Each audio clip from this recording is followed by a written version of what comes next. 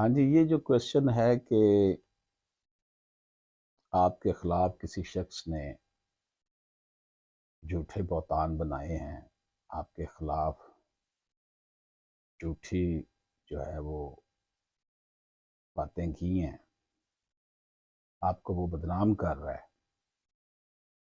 اس کے لیے کوئی اس نے اخبار میں کوئی اشتہار دے دیا آپ کے خلاف، یا کوئی ایسی درخواست تھانے میں دی ہے آپ کو بدنام کرنے کے لیے جو حقائق پر مبنی نہیں ہے، اس سے آپ کی حیثیت کو نقصان پہنچ رہا ہے، آپ کی ریپوٹیشن داغدار ہو رہی ہے، معاشرے میں اور قانون کی نظر میں اور آپ کی فیملی کی نظر میں آپ کو جو ہے وہ گرایا جا رہا ہے، تو اس کے لیے پھر آپ جو ہے وہ ڈیمیجز کا دعویٰ کریں گے، دعویٰ کے دلا پانے کے جناب میرے اوپر اس نے جھوٹے الزامات لگائے ہیں۔ جھوٹے الزامات لگانے کو جو لگائیں گے، اس کو اب یہ ثابت کرے کہ یہ جو باتیں اس نے فلاں فلاں جگہ پر کی ہیں، اورل کی ہیں یا ریٹن کی ہیں، کہیں درخواست میرے خلاف کسی محکمے میں دی ہے، تھانے میں جا کر اس نے کوئی میرے خلاف درخواست دی ہے، اس پہ یہ باتیں لکھی ہیں کہ جناب میں نے اتنی شادیاں کی ہیں، میں نے اتنے لوگوں کے پیسے ہڑپ کر لیے ہیں، میں اس طرح کا ہوں، میں اس طرح کا، یہ کہ میری حیثیت کو نقصان پہنچایا، تو اس کے لیے پھر آپ نے سول کورٹ میں ڈیمیجز کا دعویٰ کریں گے۔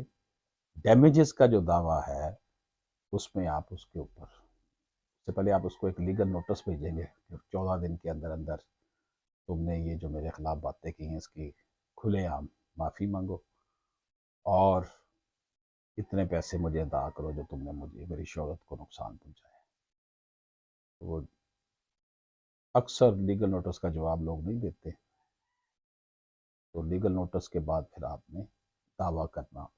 عدالت میں کر دینا ہے، اس میں کورٹ فیس لگتی ہے۔ دعوے میں آپ یہی ساری باتیں لکھیں گے جو لیگل نوٹس میں بھی دی ہوتی ہیں کہ جناب میرے اس کیس حرکت کی وجہ سے مجھے کتنا نقصان اٹھانا پڑا ہے، میرے بچوں کی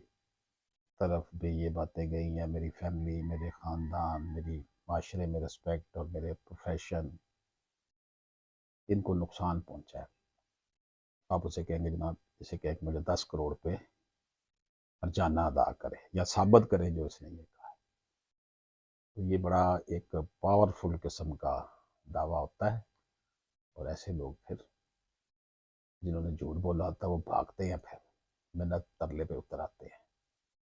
تو یہ اس کا علاج ہے کہ اگر آپ کے خلاف کوئی